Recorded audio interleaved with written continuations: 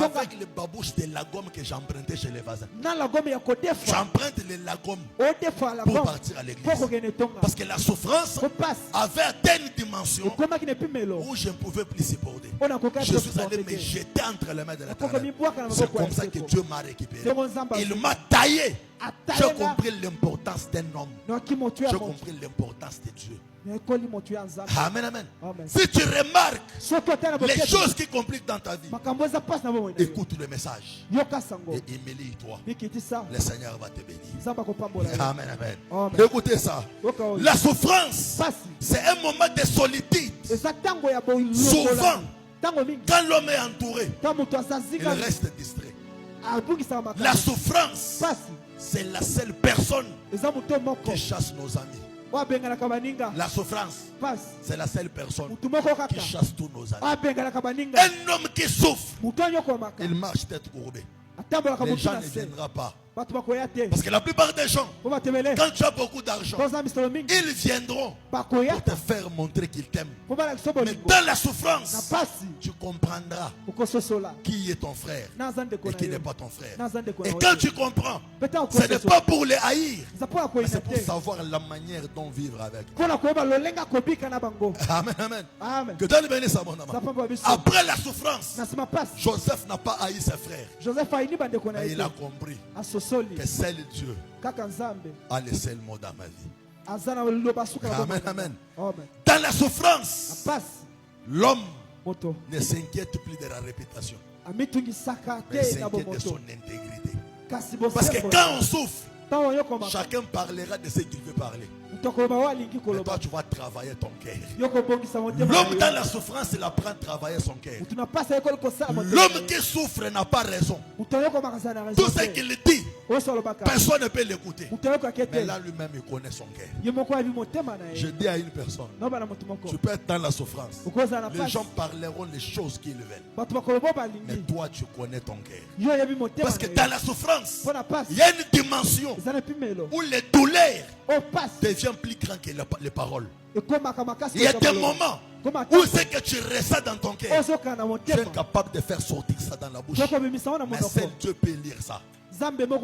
Parce que les larmes, c'est le dernier cri du cœur que la bouche est incapable d'exprimer. L'homme qui a une douleur atroce, il serait incapable de parler.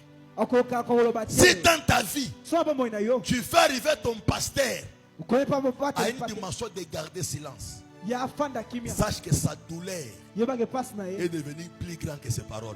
Ce qu'il ressent, il se sent incapable de faire sortir ça. Mais seul Dieu peut lire le silence. Parce que le silence crie plus fort que la parole. Parce qu'un sourd, il ne parle pas. Mais Dieu écoute ce qu'il veut dire. Amen, amen.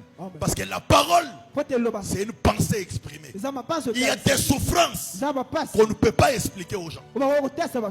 C'est pourquoi Anne, elle a atteint une dimension où elle dit à Dieu, elle dit au prophète, je suis en train de répandre mon cœur. Là, elle était incapable de se faire sortir les paroles. Elle arrive devant Dieu.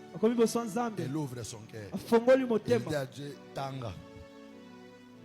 Amen, amen. Il y a des moments de la souffrance où les gens diront des choses. Mais toi, ne t'inquiète pas pour ce qu'ils disent. Ne t'inquiète pas de ton cœur. Amen, amen. Parce que les hommes diront tout ce qu'ils veulent dire dans ta vie. Tu ne peux pas les empêcher. Mais seul Dieu dit la vérité. L'homme n'est pas ce que les gens disent de lui. Mais l'homme est ce que Dieu a déjà dit. Amen, amen. J'encourage une personne qui passe des moments difficiles. Écoute les sons de ton cœur. Mais n'écoute pas ce qui vient de l'homme. Parce que la foi n'est pas dans la tête. La foi est dans le cœur. C'est pourquoi la Bible dit ceci. Garde bien ton cœur. Dans la souffrance, protège le cœur. Que l'ennemi ne perce pas ton cœur, mais que tu écoutes Dieu dans ton cœur.